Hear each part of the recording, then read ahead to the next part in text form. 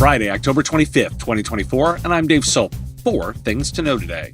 The remote work debate intensifies as Amazon faces pushback on their Office mandate. AI transformations in Helpdesk and MSP operations, Cisco, Fixify, and Cohesity roll out capabilities. Email security adoption surges as DMARC implementation increases, yet full enforcement remains distant. And will AI deliver financial results? Examining the profit challenges in big tech's AI race. This is the business of tech. It seems things are going swimmingly at Amazon Web Services. In a recent statement, AWS CEO Matt Garman warned employees to return to the office or consider quitting as Amazon enforces a new 5-day in-person work policy starting in 2025. Garman's stance mirrors that of other tech executives like Dell, which has indicated that remote workers may not be eligible for promotions if they don't come to the office. A Newsweek study reveals that most remote workers would resign if forced to return to the office. And a leaked email reveals Twitch will not comply with Amazon's new return-to-office policy. Twitch CEO Dan Clancy stated that the policy does not apply to Twitch due to insufficient office space for all employees. A recent poll by Blind, an online forum for verified tech workers, revealed that 91% of Amazon employees are unhappy with the company's mandate to return to the office.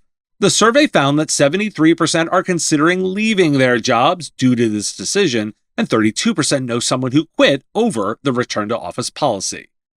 A survey commissioned by Amazon employees revealed that this policy received an average satisfaction rating of just 1.4 out of 5, indicating that widespread dissatisfaction.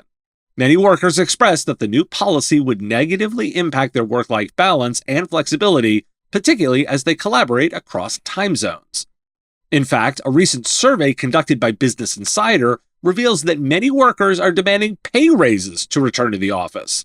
The survey highlights a growing sentiment among remote employees, with a significant portion indicating they feel undercompensated for the challenges of hybrid work. And to counter the culture argument, a recent PwC report found that hybrid workers report higher levels of belonging and engagement than their fully on-site counterparts. Specifically, 75% of hybrid workers feel they belong, versus 74% of in-office workers and 68% of remote workers. Additionally, 90% of hybrid employees believe their firm's culture fosters community and collaboration. And a recent KPMG US survey reveals a significant shift in CEO attitudes towards hybrid work, with 79% of large company CEOs expecting employees to return to the office full-time within the next 3 years. This marks a stark increase from just 34% in a prior survey. Why do we care? This research calls into question the effectiveness of return-to-office mandates implemented by companies like Amazon, which recently required its staff to return under the premise of strengthening company culture. It's not about culture, it's about real estate, stealth layoffs, or control. As companies navigate the complexities of remote and in-office arrangements, these findings underscore organizations' need to reassess their compensation strategies to attract and retain talent. Companies that lean into employee needs have strategic advantages. And note that there are people quitting companies like Amazon Web Services who are looking for jobs. Moovilla has launched an integration with Autotask PSA, enhancing project management for managed service providers. The integration offers real-time visibility, automated project timelines, and advanced risk detection, enabling Autotask users to manage projects more efficiently. With the move, Moovilla strengthens its position in the PSA market, which is now compatible with 3 major platforms. PIA has launched new features, including auto triage, auto start, and auto time logging, to streamline ticket handling and reduce operational costs. Early adopters can access these features now, with a full rollout scheduled for mid-December. The new integration experience also simplifies connections with third-party tools. Cohesity has unveiled a new visual data exploration capability for its Cohesity Gaia platform to enhance insights from unstructured data. The tool allows users to automatically visualize themes across vast data sets, addressing the challenges that unstructured data poses for enterprises, which makes up to 80% of corporate information. By employing advanced AI techniques and natural language processing, the Visual Explorer helps users navigate data more efficiently, providing a clearer starting point for insights. In addition to the visual features, Cohesity Gaia now supports a broader range of data sources, including Microsoft 365 Mail and SharePoint, as well as on-premises file servers. Cisco has unveiled new AI-powered innovations for its Webex Contact Center, including the Webex AI Agent and AI Agent Studio. The Webex AI Agent automates inquiries with conversational intelligence, significantly reducing wait times and enhancing customer satisfaction, potentially improving CSAT scores by 39%, according to a study by Cisco. The AI Agent Studio allows businesses to quickly deploy agents, streamlining operations in the contact center. Both solutions will be available for cloud customers in Q1 2025, with trials for on-prem customers starting in Q2 2025. Cisco's AI Assistant will also provide agents with context summaries and suggested responses to improve service efficiency. And Fixify, co-founded by cybersecurity veterans Matt Peters, Peter Silberman, and Mesa Issa, is an IT helpdesk platform that combines automation with human analysis to address IT problems.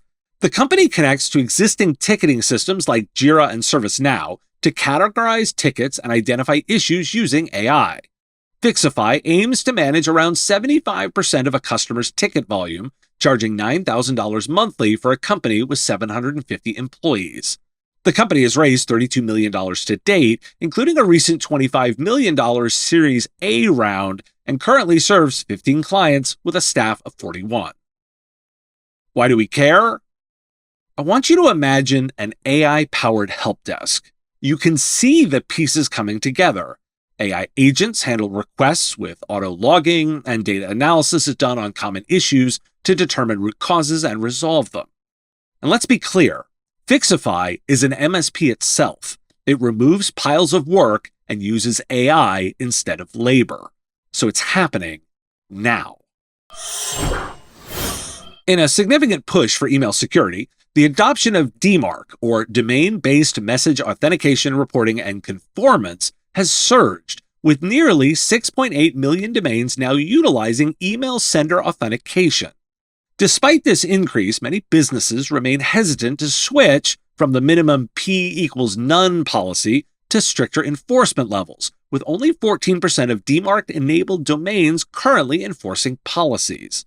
According to Valimail, while the rate of new DMARC record additions has doubled to 110,000 per month as of Q3 2024, it could take nearly 15 years for the top 25 million domains to adopt DMARC fully. Concerns over losing legitimate emails hinder further adoption, particularly in industries like nonprofits, where less than 8% currently use DMARC. Experts warn that without stricter enforcement, the effectiveness of email authentication remains compromised. Why do we care? I don't understand why Microsoft or Google hasn't sold an option for doing email validation on their platforms. I'd pay for an option that ensures I know the sender is who they say they are, baked into the platform. I had one vendor in this space tell me every MSP would have to do this work this year. Looks like they were wrong. I'm not convinced customers will pay for this as a forced security measure. They might, however, pay for a version that validates emails. I'm certainly in favor of these solutions. I simply want them to be effective. It's time to think big strategic thoughts with big ideas. In a recent report by the New York Times, the partnership between OpenAI and Microsoft shows signs of strain due to financial pressures and disagreements over their agreement. The article highlights that a clause within their contract could potentially restrict Microsoft's access to OpenAI's technology if the company develops artificial general intelligence, or AGI, an AI system capable of human-like thinking. OpenAI's board can determine when AGI is achieved, a decision that CEO Sam Altman admits may be subjective.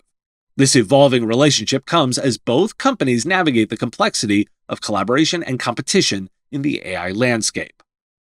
And another recent article by the New York Times revealed that Intel, once the leading chip company in Silicon Valley, has struggled to keep pace with the booming artificial intelligence market, primarily dominated by NVIDIA. Intel's missed opportunities date back to 2005, when the company's board rejected a proposal to acquire NVIDIA for $20 billion, a decision now viewed as pivotal in shaping the tech landscape. As of October 2024, NVIDIA boasts a market value exceeding $3 trillion, contrasting sharply with Intel's valuation, which has fallen below $100 billion. Intel's failures in AI have been attributed to a corporate culture resistant to change, resulting in missed investments and several abandoned projects, including the Lara B initiative to integrate graphics with traditional chip design. Despite recent efforts to regain its footing, including developing new AI chips, Intel is still not positioned to compete directly with NVIDIA in the AI systems market, as acknowledged by CEO Patrick Gelsinger. Cyber gangs continue to thrive in the face of legal challenges, as highlighted in a recent article by Dr. Ilya Kolchenko. The disparity between law enforcement agencies and cyber criminals is stark, with advanced cyber gangs often outpacing investigations that can take years, as noted by Europol.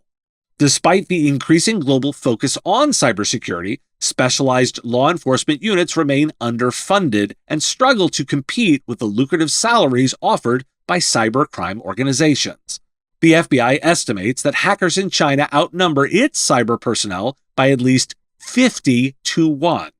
Furthermore, the merging of cybercrime with organized crime raises alarming concerns, with reports from the World Economic Forum indicating that cybercriminals are now engaging in violent crime and forced labor. Why do we care? There are 3 questions to ponder based on these articles. First, when will AI make money? Consider that for all the investment, these companies are not generating profits. Will they? Second, Intel's problem is leadership. They've made a series of critical mistakes over nearly 20 years. Consider that. Third, if the definition of insanity is doing the same thing over and over and expecting different results, what changes in the approach to security make sense to break the cycle? Are you ready to get your brand in front of the tech leaders shaping the future of managed services? Here at the Business of Tech, we offer flexible sponsorship opportunities to meet your needs, whether it's live show sponsorship, podcast advertising, event promotion, or custom webinars. From affordable exposure options to exclusive sponsorships, our offerings are designed to fit businesses and vendors of all sizes looking to make an impact. Prices start at just $500 per month, making our packages a fraction of typical event sponsorship costs.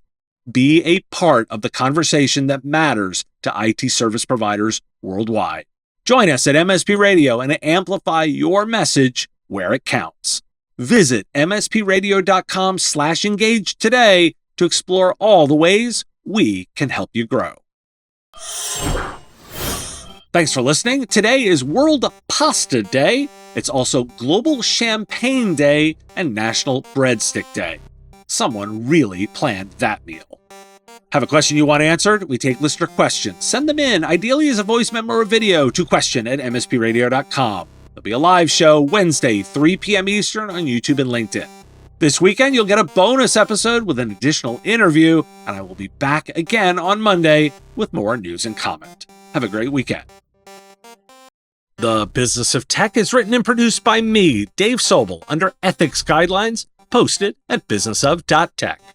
If you like the content, please make sure to hit that like button and follow or subscribe. It's free and easy and the best way to support the show and help us grow.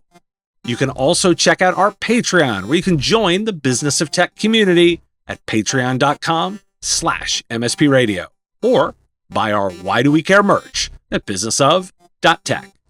Finally, if you're interested in advertising on the show, visit mspradio.com/engage.